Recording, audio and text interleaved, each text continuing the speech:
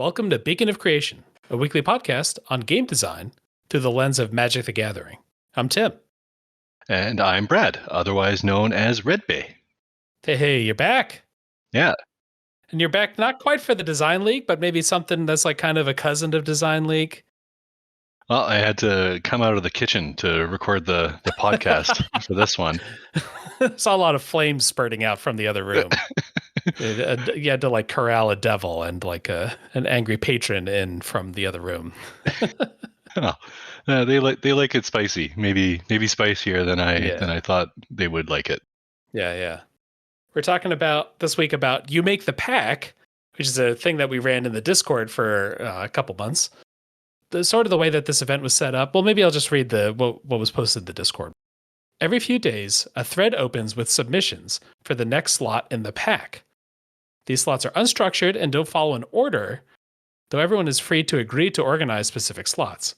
After 2 days, we will vote on submissions, and the winner becomes that slot in the pack. After about 45 days, we will have a pack. How wonderful. We've got kind of 2 days of designing, 1 day of voting, 2 days of designing, 1 day of voting. And we went through 15 slots that way. We have a very tangible finish line. We're only going to make the 15 cards. It's only going to take that 45 days-ish. Mm-hmm. So it felt very low commitment, but if you wanted to participate, there was lots of opportunity to do so. Yeah, and people could submit just one card for one slot. They didn't have to like be there every day. You could just vote. I just voted on it. I didn't submit cards. I think kind of the mixture of designing a bunch of cards, rather designing a card every couple days, and then also looking at the pack and what has come into the pack so far and what the rest of the pack should be. That combination of like kind of some speed, but also kind of some control is what kind of characterized You Make the Pack for me.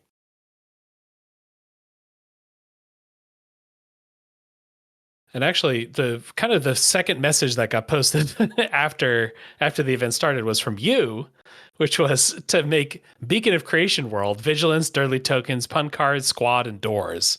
A bunch of things that we've harped on the show. Like the Vigilance was the first one. Everyone kind of liked that idea.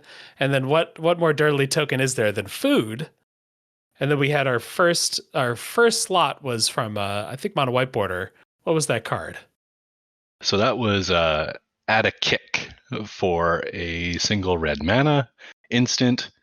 Add a Kick deals 1 damage to target creature or player, and then it has Seasoning for another single red mana. When you sacrifice a food, you may cast a spell from your graveyard by paying its seasoning cost, then exile it. This card directly references food. It directly references sacrificing food. Mm-hmm. In the art, we've got kind of like almost like a ninja character, and they've got like a wok full of, looks like vegetables, maybe some shrimp, that kind of thing, sizzling. Yeah. And it's definitely got this like red fiery motif. Like they're definitely spicing it up, which harkens to that seasoning mechanic. Yeah, so you could deal 1 damage to something, and then you get to recast this from your graveyard, kind of flashback style, but only like after you sacrifice a food. So you really want foods. Another thing that was maybe not surprising about You Make the Pack, but became clear pretty quickly, is that people were going to make sure the rest of this pack made Add a Kick work, right? They're going to make sure that there's food in the set. Red wouldn't really be a food color normally. How were you going to make cards that went with that? It was kind of interesting that the first card ended up really being the signpost for the whole pack. Yeah, it really defined what I think people would find to be acceptable. So like, I know some other people threw some other card types and effects and aesthetics into some of the submission threads, but it was like, oh, well, it's, a little off the like target in terms of like, it doesn't match up well with Add a Kick. So I'm not voting for it, or it doesn't seem to be getting votes from the majority. Yeah. And that's one thing that I ran into in the voting, because like I said, I voted for all of them. We ended up doing this kind of star voting thing where you kind of rank, rather than just picking your favorite, you kind of rank all the cards and about how good you think each of them are. If someone wanted to unseat food as the direction the pack was going, they not only had to come up with another good direction that the pack could have, but they also had to design a really good card for that idea. When you were voting, do you think you had like one favorite, or were you kind of mixing it up and saying like, here are 2 or 3 of my favorites, and then a bunch that I would prefer not to see in the pack? How did you split that up? Yeah, definitely like that inverse bell curve of like, no, these are cards that I do not want to see in the pack. And then on the other end of the spectrum, no, these are cards I really want to see in the pack. So with the star voting system, it was a 0, 1, 2, 3, 4, 5. Yeah. I wasn't spending a lot of 3s on cards. I was try to have an opinion on every submission that went in, good or bad. I had like a little bit of a different approach. I was maybe not trying quite as hard to steer the pack. So a lot of times I think I probably had a lot of 3s. I probably had a lot of votes in the middle. You have sort of this mixture where you can't just vote. You can't just direct the pack by saying something out loud. You have to design a card, and then other people have say in whether that individual card is interesting enough, is cool enough for where the pack should go. Yeah, that was another interesting part to the submission process, because we were allowed to accompany our cards with like a little blurb about, I think that we should include this card for this reason, or I think that this archetype needs a little fleshing out. Maybe this card could help for that. And it did feel kind of, as we were getting towards the end, as we were going through the last 3 or 4 cards, the cards didn't come with blurbs so much, and it was more of a, I'm just going to let this thing stand and we'll see where it goes. I don't think either is necessarily better than the other. I think telling people how to feel is sometimes is detrimental too. So yeah. But also it was interesting to see when somebody had a more overarching vision for like, hey, I've got this card, it's got this text on it, but I think that there's something cool we could do in this more overarching set. Coming back to what you said about food in an environment where you also have blue and red as colors. Like there was a lot of great discussion on, what do these 2 colors do with food? I know there was a lot of cards spent on, can we make a blue card make food? Can we make a red card make food? Yeah. We didn't end up with those in the pack because I think it was a really tough puzzle to try and solve. But I think that the puzzle of trying to do it was worth it unto itself. Yeah. Maybe we'll get into a couple of these cards. We heard Add a Kick. I think the third card that got in there is a card that really helps cement that maybe if we're not going to be all food tokens, we're at least going to be all food themed. And the card there was Burgermeister Celebrant, which is just a funny card name to read out loud. This is 3 mana, 1 white, blue, gold card at uncommon. It's a 2/2 creature fairy noble. So 3 mana, 2/2. And then creatures you control have ingest, which when you first read it, it's like, oh, this is a new mechanic. Wait a second, that's not a new mechanic. It's from Battle for Zendikar. Creatures you control have ingest. Whenever this creature deals combat damage to a player, that player exiles the top card of their library. And then it has an extra clause here. Whenever a card leaves an opponent's library outside of their draw step, create a 1/1 blue fairy creature token with vigilance. This ability triggers at most twice each turn.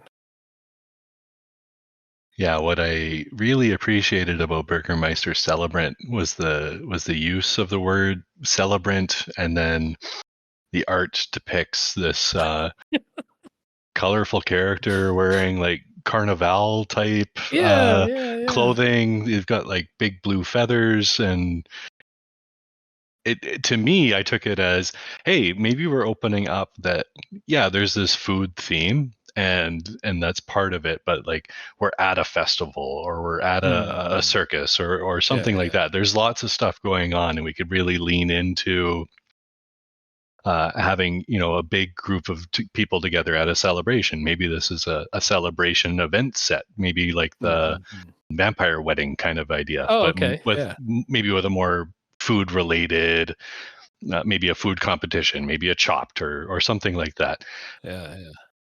This didn't really kind of ring through with the pack, but in my head, the environment at large is at a festival. We just didn't get those cards in the pack. What we've kind of learned with unpacking with those episodes where you just look at one pack blind, you don't always get the full story of the set, and you get things that are in the set. You get a one-off card that cares about artifacts, but then you don't know, is that a huge theme in the set? Is that a tiny theme in the set? What kind of faction cares about artifacts? There wasn't really a lot of way to set up, like, here is what the plane is. It's really just what do you see when you see these 5 cards that we have so far? And what do you think the plane is from that, with no other information? You can talk about it, and you can get ideas with other people, but nothing else is locked in yet. You can see the whole pack in the Discord, but rather than trying to read all of those cards, what I think we're going to do is read the cards that people called out as either the funniest or most flavorful, or cards they wanted to play. Kind of use that as a way to get a look into about half of this pack on air here. So for best flavor, which I think is a really important award to get in this very food related pack, Larsen's hot sauce glutton was one of the picks for this. It's 3 and a black for a 3/2 creature ogre berserker, and it has, whenever you cast a spell for its seasoning cost, hot sauce glutton gets +2/+2 and death touch until the end of turn.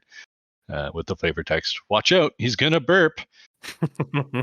This ogre berserker has got kind of a big mouth on him. Like, he looks like he enjoys some food here and there.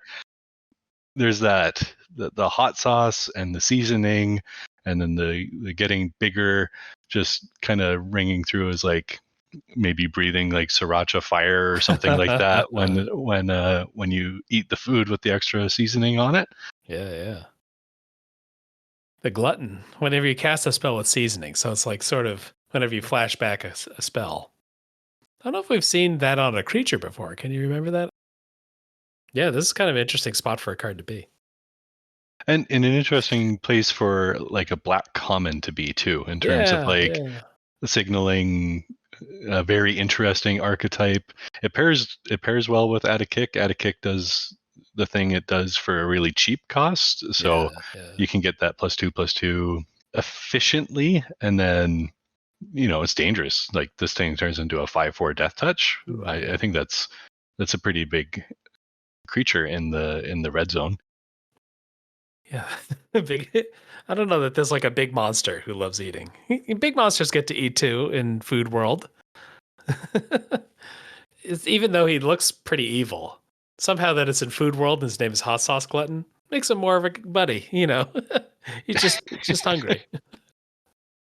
The base rate on this card is I don't know. You'd have to really believe in seasoning to think that this was a card you're going to throw in a deck.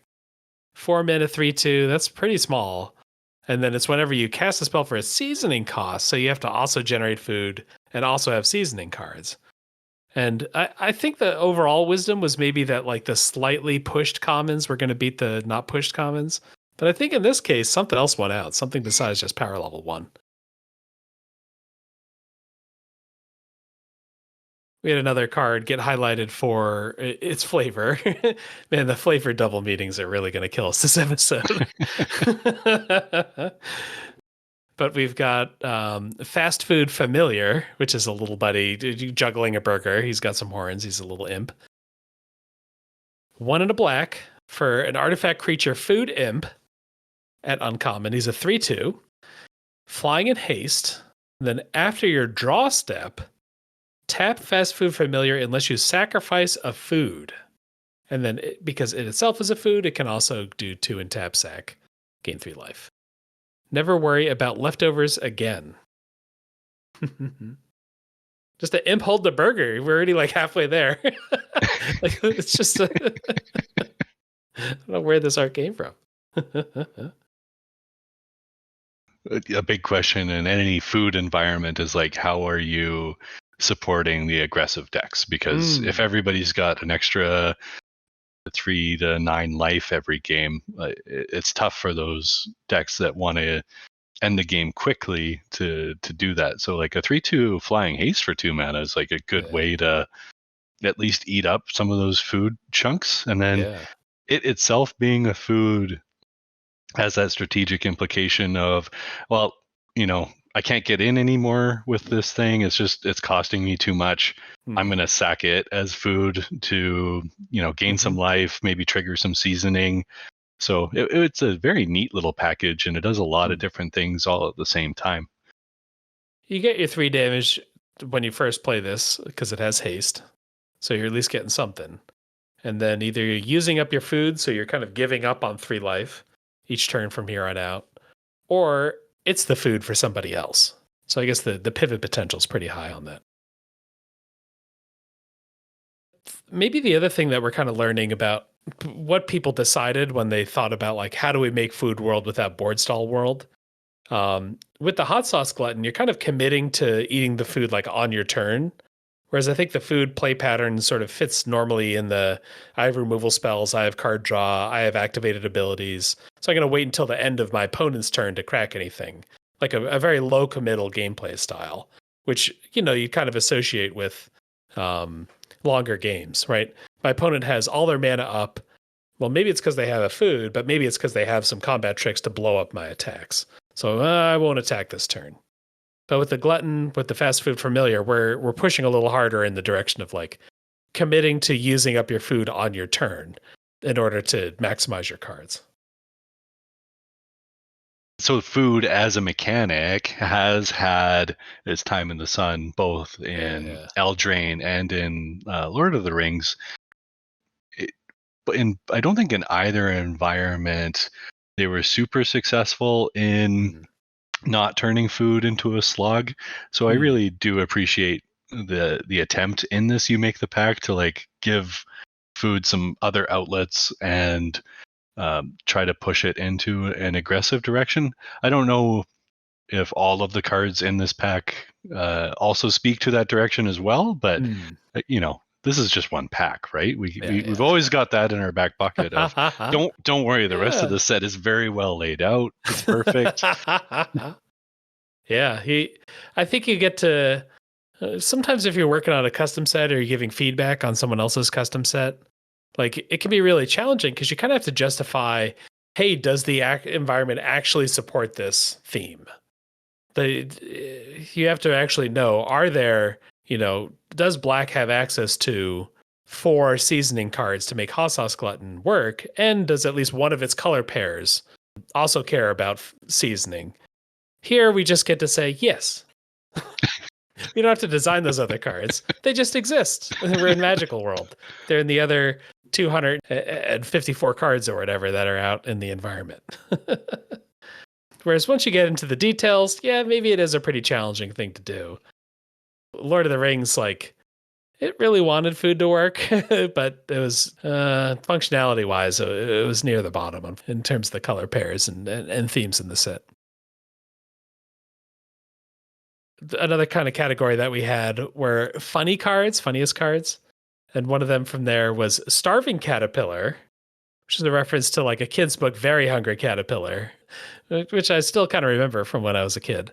But this card here, 1 and a green for a 1/1. Whenever a food enters the battlefield under your control, put a +1/+1 counter on Starving Caterpillar.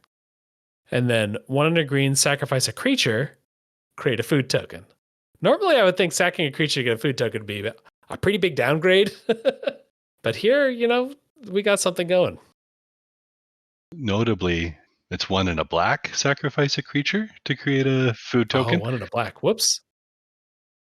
This is, if you like letting your mind race, thinking about what else exists in the larger context, this like this common green creature having a black activated Mm. ability Yes. is like, Yeah. is there an overarching multicolor thing going on?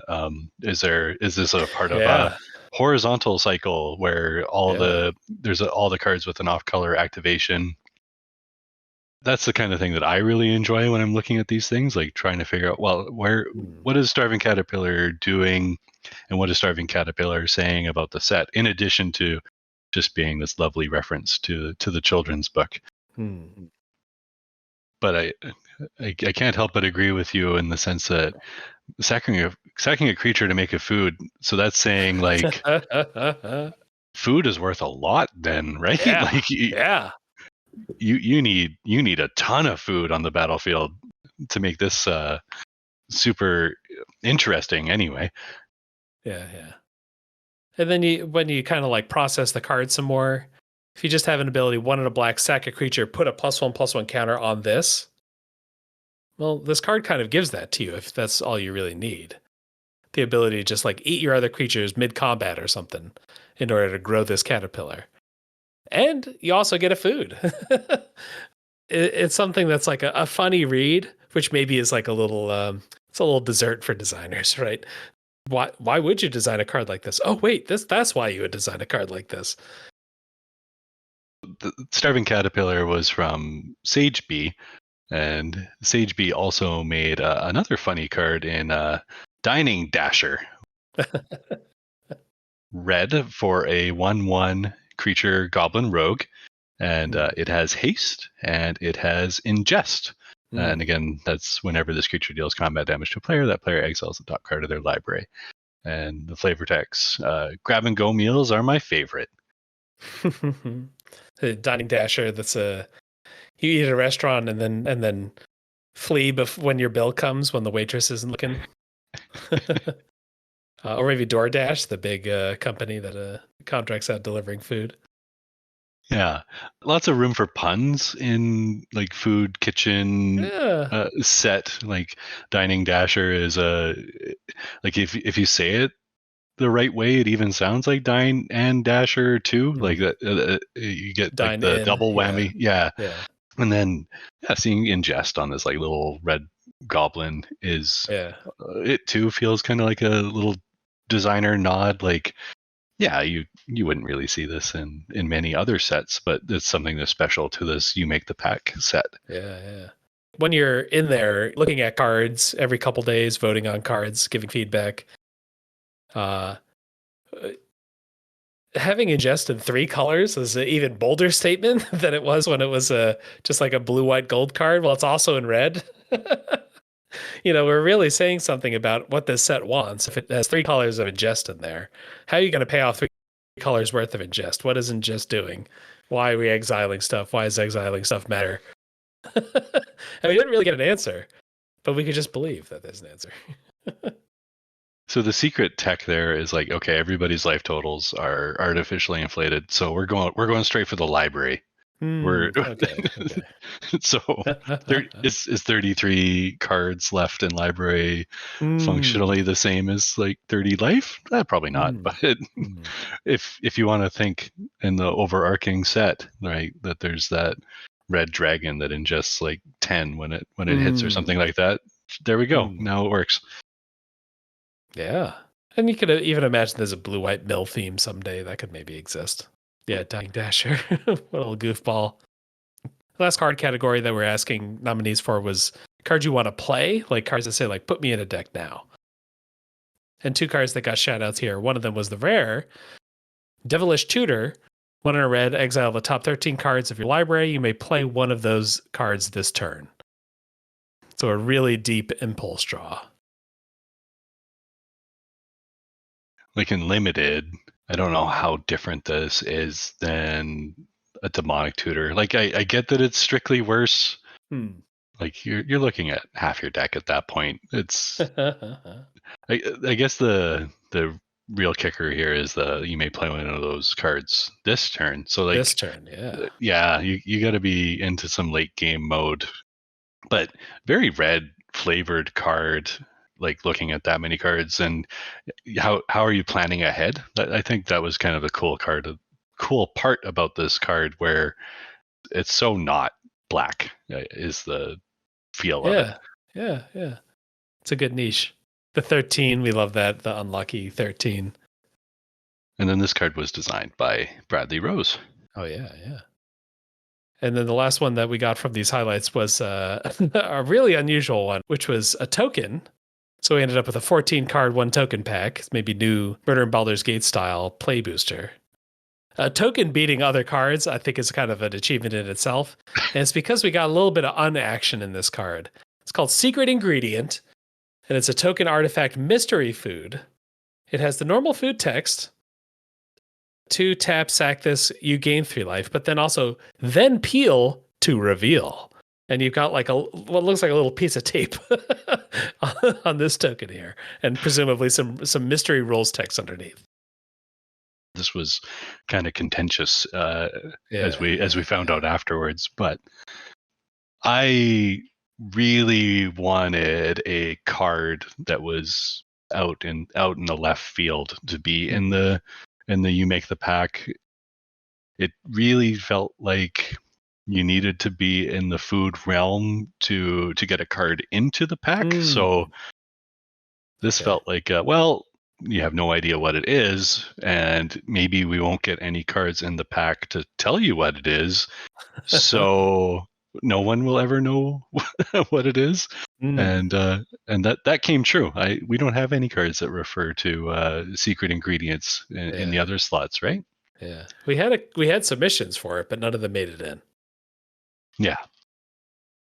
Whether or not that happened, I think you were going to be happy either way, whether we had a secret ingredient creator or not. Is that right? Absolutely. Yeah. If we had a way to make a secret ingredient, fantastic. If we don't, also fantastic, because they exist regardless in the set. They're out there. There's a way to make a secret ingredient. I just don't know what it is. One of the things that jumped out about the secret ingredient to me is that it felt like it made it possible to have like rares that made food that were interesting.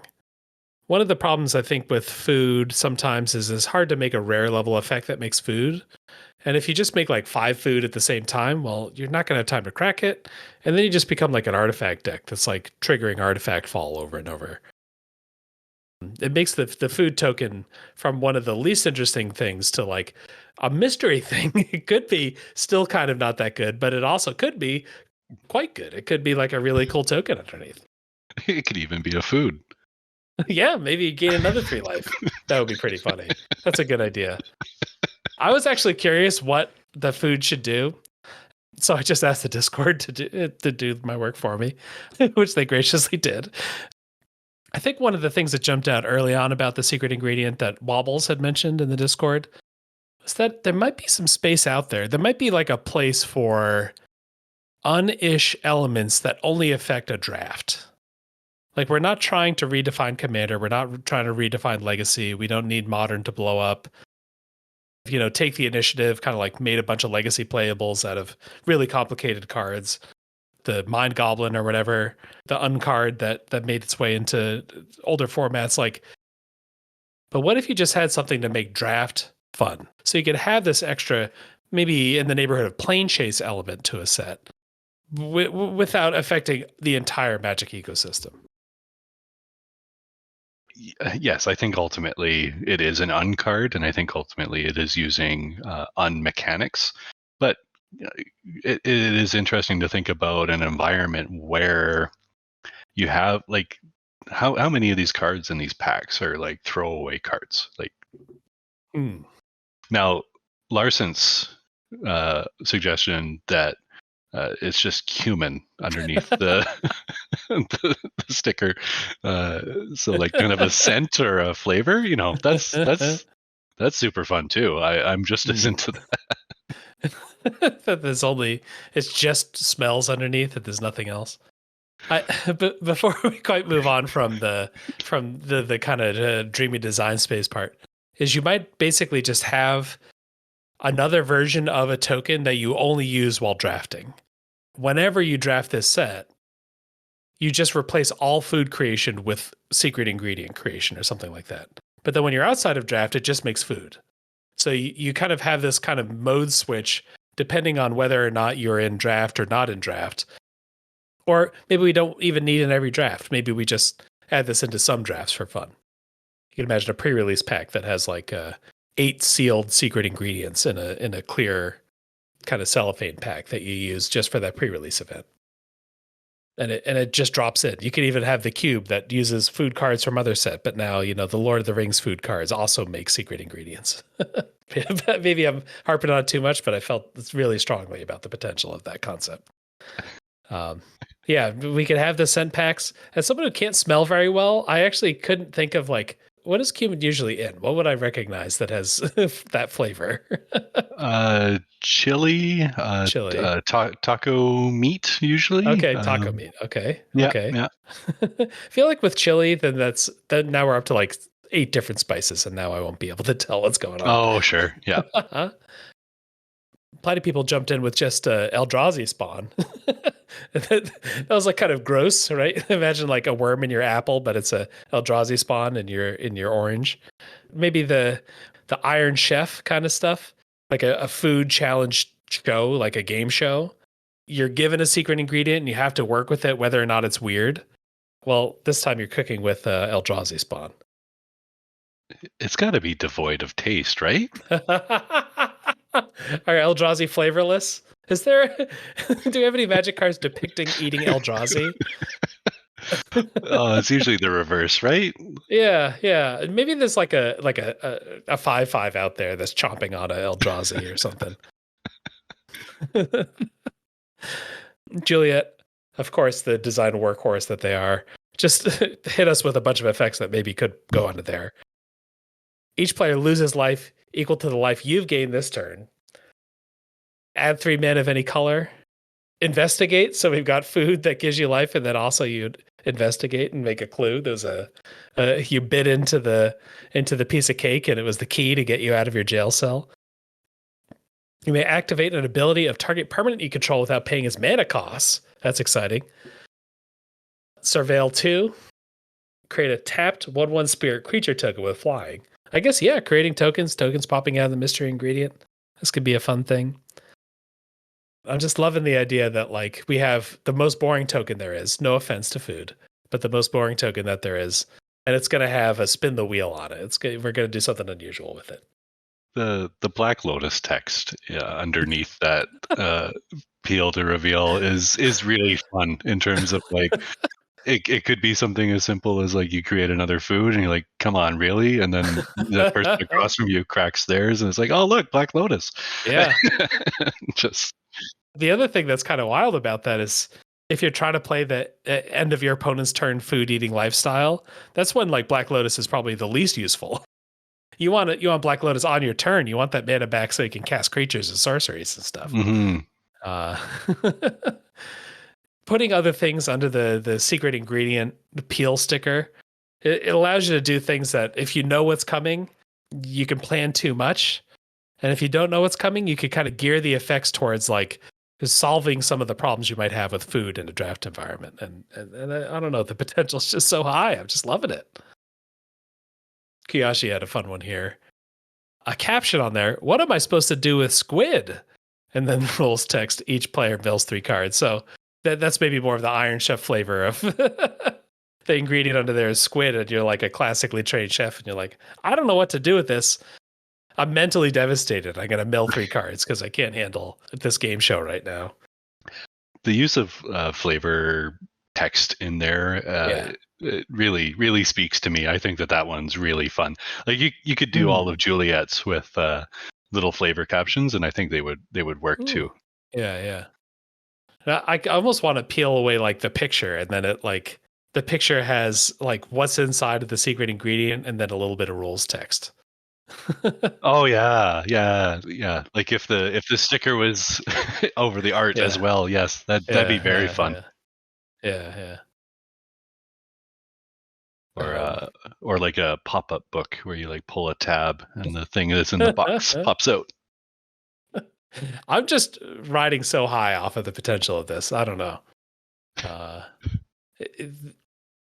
It sometimes can feel too random, but I don't know. I just have so much faith in the ability of designers to like collate the right mixture of things under this text here. The last couple that we got in Crafted Lava give us scratch and sniff technology with an accompanying lookup table. What the smell means. This is a little silly. I could not do this to save my life. I would fail to know what each of these smells are. But because this is not real, we don't have to worry quite as much about people's physical abilities, I guess. And then oh yeah, this was so like literally random in the sense of like I hit Scryfall random and then Fairy Dragon came up and I was like, what is this card? Like, what is play a random effect? And Scryfall has a built-in button with random effect. So maybe your secret ingredient will give you 3 life, and target creature other than Fairy Dragon chosen at random has base power and toughness 0-2 until end of turn. Oh. Were these from, was it like a Dreamcast game or something? I can't remember where these Astral cards are from. Microprose's Astral set. So yeah, that would have been Chandelar. I'm not quite sure which one Fairy Dragon was from. But the ability to click random effect and get a pop-up. Target spell or permanent chosen at random becomes blue. Target creature chosen at random can't be regenerated this turn. You know this card was from 1994 if it cared about preventing someone from regenerating. Back then, we really cared about stopping people from regenerating. Choose one at random, tap target artifact, creature, or land chosen at random, or untap target artifact, creature, or land chosen at random. You peel the reveal and you're getting like a random effect in the first place, and then like not only are you getting random effect, but you don't even get to choose how to use that random effect. So yeah, a Spike's worst nightmare or something that they won't touch with a 40-foot pole. Oh, target creature chosen at random gets +3/+3 until end of turn. Yeah, I think this is a little more random than I want. I want the designers to shine through and pick the best 20, 25 effects that we're going to put under these secret ingredients. Well, or even like a rarity table where you've got you've got mythic effect, you've got rare effect, you've got uncommon effect, and then maybe a set of common effects that you're frequently going to get. That way you can plan around it a little bit, but if you do spike, it's just going to be better for you and it's not going to be worse. Yeah. I'm just loving it. I don't know. We kind of derailed talking about you make the pack and just started talking about secret ingredient for 12 minutes, but I'm here for it. The other kind of thing wrapping up the experience of making the pack that I wanted, we had good engagement. We got consistent, 5 to 8 cards and a lot for the slots. So something went right about it, and I wanted to try to capture that. The comments that I saw for that were designing a ton of commons. Like this was an excuse to design a lot of commons. Was the designing a lot of commons appealing to you? Did you want to get to the rares? How did you feel about it? In the early submissions, there were rares in the mix or mythics even, and those got voted down pretty aggressively. Like people weren't ready to commit a card to that slot, whereas if you floated out a common that was semi-reasonable, it tended to perform pretty well in the votes. I like making commons for sets. They're not particularly well suited for some of the other stuff that we do in the community in terms of like you're doing a design challenge. You might feel kind of limited when you're doing a common, that when you're supposed to, make something that breaks the color pie or something like that. Whereas this felt like a cool thing to do where making commons was not a detriment and was even like a bonus. If you've ever tried to design a Magic set starting with a skeleton, where you have, your, I forget quite how many, your 18 white commons or whatever. And then you're trying to think, okay, so I've got 9 creatures in there. 2 of them are going to be large. 2 of them have to fly. 2 of them should be 1 cost, 2 costs, that kind of stuff. Sometimes that can be kind of constricting because you'd need, if you want to work on a card, you're kind of looking at the slot first. You're looking at exactly, I need to make my 2-drop today. What can I do in my set that makes the 2-drop interesting?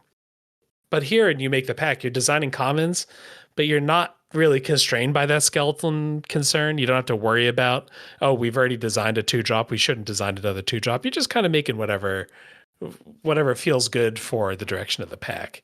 You have a little more freedom to just like try to make a cool common, whatever that means.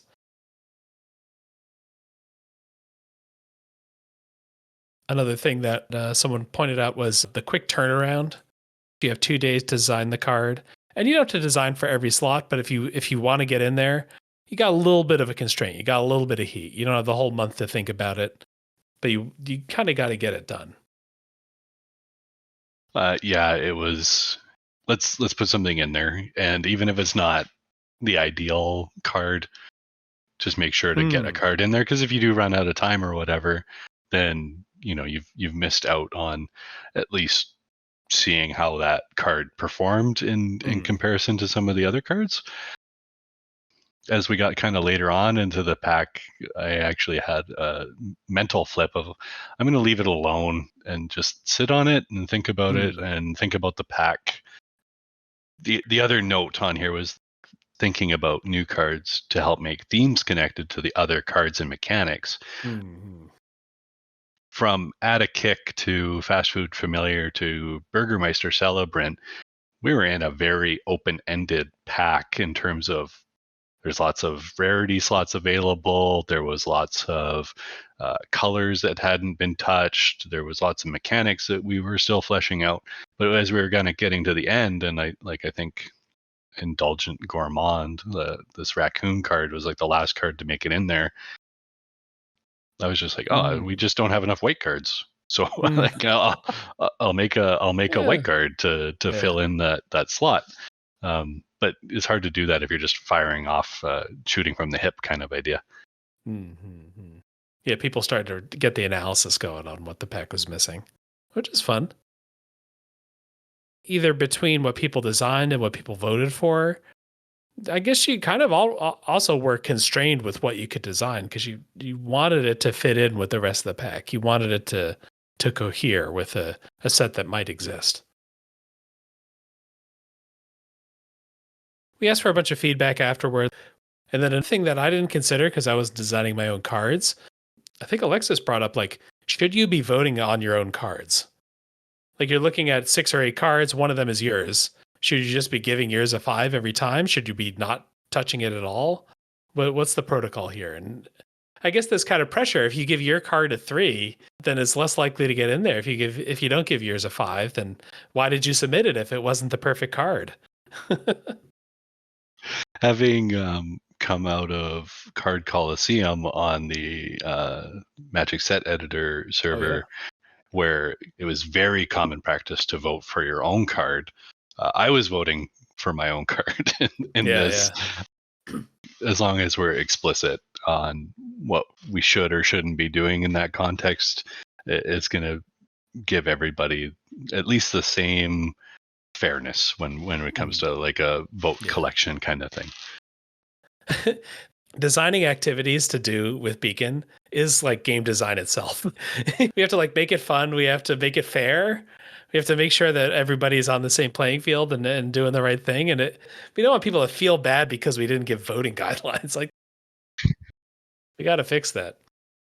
I think the biggest feedback overall and the biggest discussion when we do another You Make the Pack, maybe in a couple weeks, should there be structure on the pack?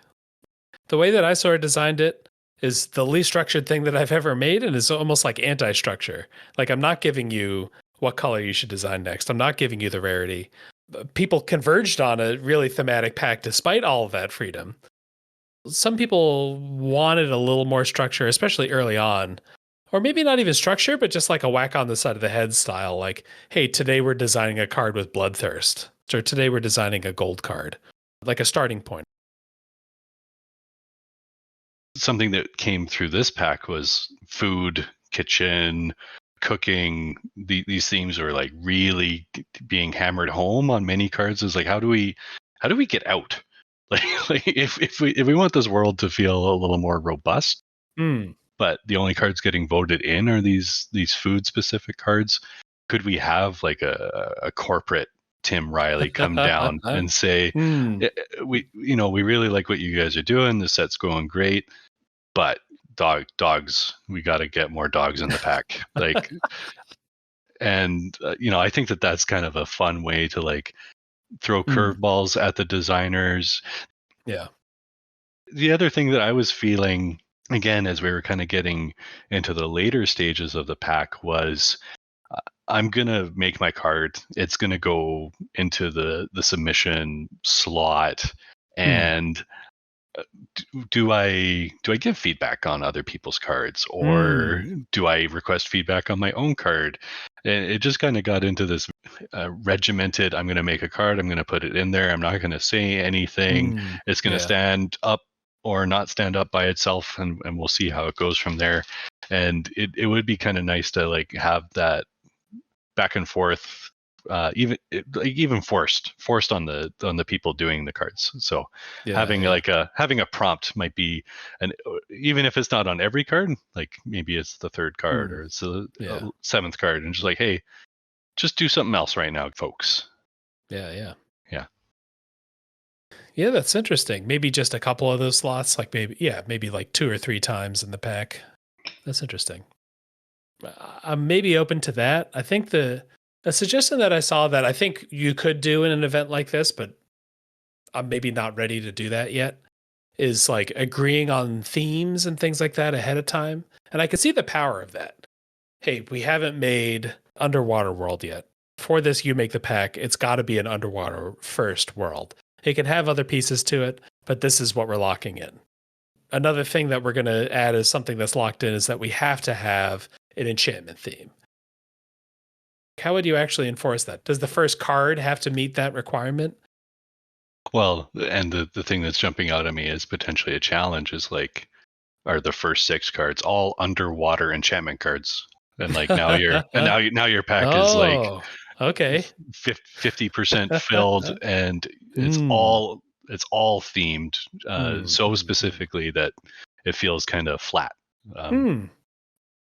Yeah, I'm curious how that could be done. I think we're going to be running like something pretty close to regular You Make the Pack next, but then maybe after that, that's when we start to spice it up more. Oh, darn it, another food analogy. No spice. The next You Make the Pack will be significantly more bland as a result of a lack of seasoning. We're leaving Spice World behind. We're not doing it. Spice World. Tim. We need the girl groups. Yes. We need the sporty spice part of Spice World. We need... another thing that someone brought up is like, hey, can we get more time per slot? And that's something that I thought a lot about and was talked to people a lot before the event started. Like, how long should it be? I kind of felt strongly about, I want this to turn around relatively quickly. So if someone doesn't like Food World, in another 20 days, there'll be a new pack with a new theme and they don't have to worry about Food World anymore. So I wanted to keep the turnaround tight. So I didn't want to just do like 3 or 4 or 5 days or do an extra day of voting, or a revision day was another suggestion. But I think it was Julia came up with a great idea, which is maybe have multiple winners per slot. You maybe take a bunch of extra days, but then you get 2 cards into the pack from one time period. And I feel like that solved just like a million problems all at once. They kept the turnaround time overall tight, but maybe is going to give us what you were talking about before, the ability to give feedback. Day 1 and 2 come up with a card. Day 3 still come up with cards if you want to, but also I'm going to just go through every card and I'm just going to give my quick feedback on the 6 cards that are in there. And then day 4, 2 or 3 people revise their card.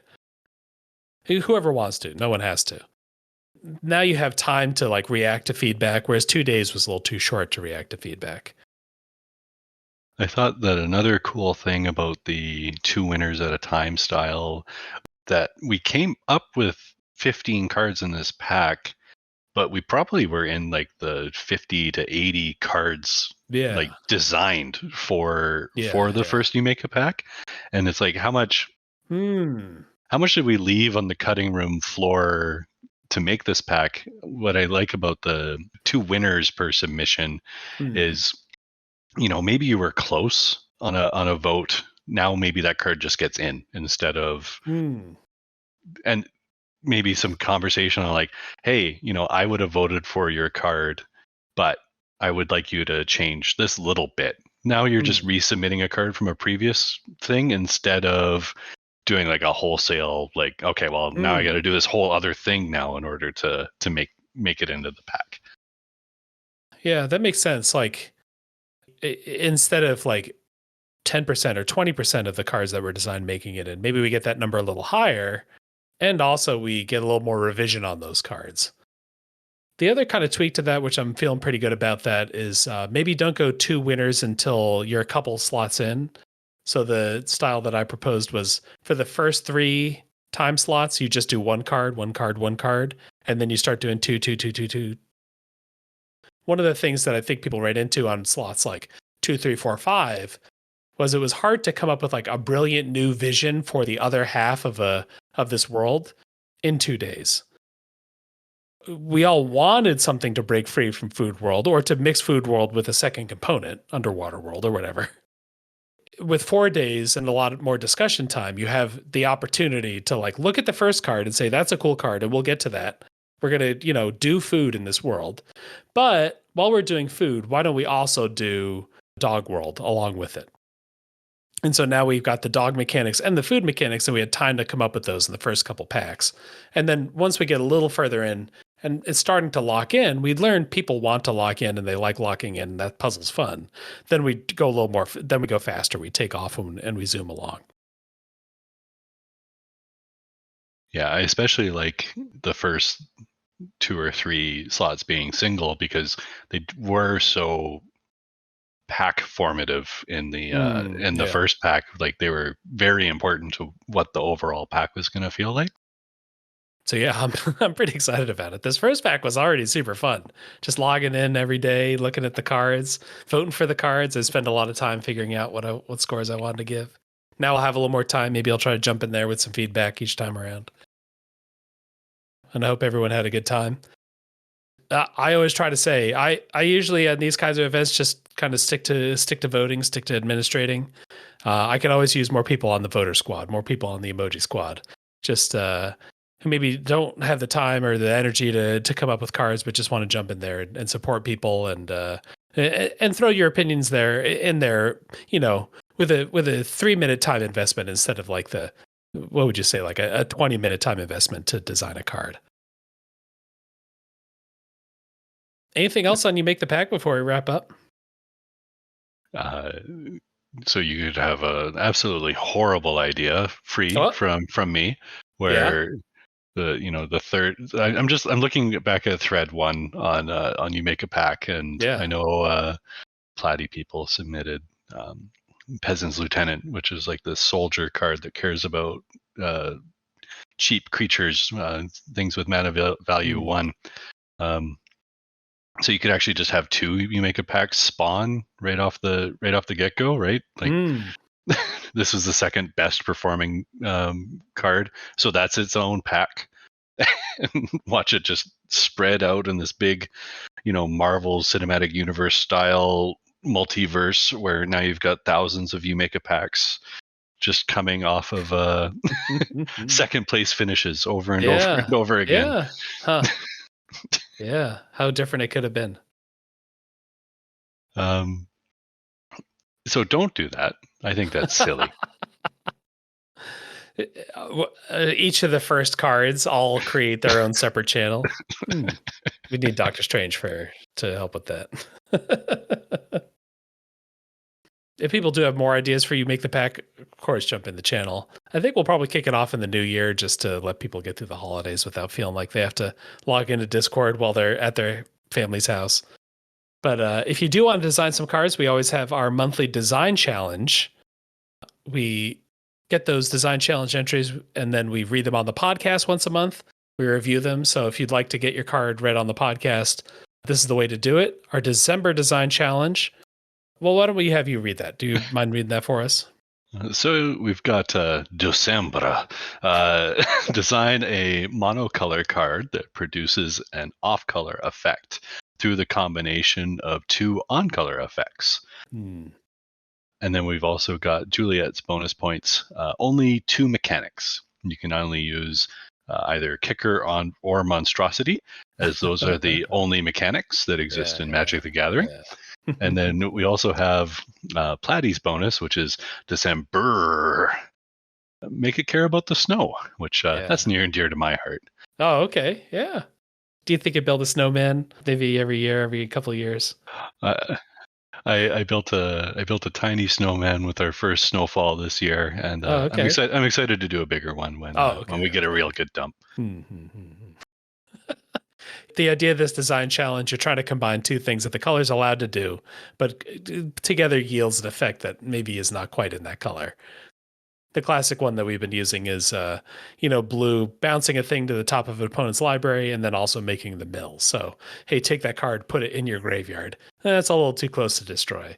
But we've already gotten a lot of submissions for this one, and they're going in some directions. Did you do one yet? I don't think you've submitted a card. No, not. This is like a did you have an idea type design challenge. Like you have to wait for the inspiration to strike. People are touching some really good versions of this challenge already. Like every time I think I'm close to one, somebody posts one. I'm like, that's really, really good. Yeah, you got to not just have a good idea, but you have to have a good idea and then make sure no one has done it yet. Yeah. All right. You got until December 29th to get that in. And that's about it for the podcast for the week. Go ahead and join the Discord to interact with us. Thanks again for coming on. Red Bay, anything you want to tell people about? Head on over to the Beacon of Creation Discord server if you're not already on there. There's lots of different things happening in various different channels in addition to, talking about Magic design. I have a channel where I'm working on some projects, namely my custom cube, which is going off the deep end in many different ways. So feedback. Oh, yeah, you had that great article. Yeah. We'll have to get that later. Check out that article, and if you've got thoughts or if you want to tell me a cool idea that you have, I'm very interested in hearing it. I've got enough time on my hands to fiddle around with stuff like this, so I always enjoy it. Yeah, you've play tested that a couple times now, right? Yeah, so the first 2 modules were play tested quite a bit, and then the third one just got its second play test this month, and it was fun. It's cool. It's cool to play with Magic cards that nobody's ever seen before. That's for sure. If people want to come by your channel and then just look at the card list and then just dump their ideas, are you interested in that? 100%. Yeah. Just look at the cards. Here's some cards that jumped out. Why did you do this? That kind of stuff. Yeah. It's always fun to get people's impressions of something. You've been doing these pack one pick ones, which I think are really fun. If you just want to help Red Bay out just a little bit, get on the Discord, wait for that channel to light up, and when it does, tell them your picks. If you need to reach either Red Bay or I, Discord's a great place to do that. You can find me at Tim F. Riley. And thanks everyone for listening.